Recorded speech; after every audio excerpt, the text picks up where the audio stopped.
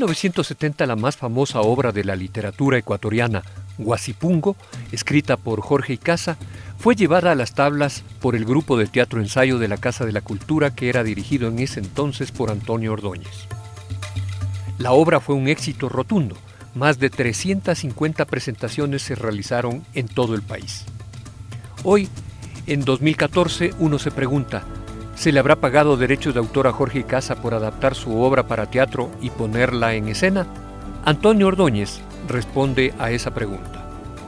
Como siempre, y a través de toda la historia de nuestro país, siempre ha habido dificultad con las gentes que hacen teatro, que hacen danza, que hacen las artes en general. Jorge Icaza era un hombre extraordinario, un hombre muy especial.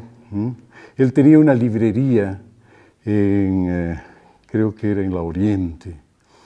Y cuando hubo esta intención de montar Guasipungo, de hacer una adaptación de su novela, fuimos a hablar con él. Era muy directo Jorge Icaza y muy exigente además, ¿no? Sabíamos perfectamente que no se pagaban derechos de autor ni nada, y además no habían las condiciones, ni la misma Casa de la Cultura, que era la que hacía el espectáculo, tenía para pagarle derechos de autor a Jorge Icaza.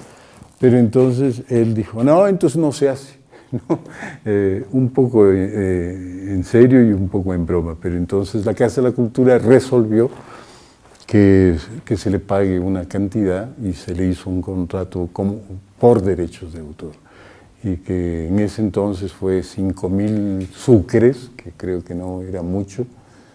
Es decir, en sucres no era mucho, ahora pensando en dólares, pero era más o menos una cantidad respetable, ¿no? Antonio Ordóñez, quien este año 2014 celebró 50 años dedicados al teatro, cuenta además cómo funcionaban las leyes de protección a los autores en esos años, en los años de 1970. Siempre había una ley que protegía, pero siempre era letra muerta, nunca se aplicaba. Así era la situación de los derechos de autor en 1970.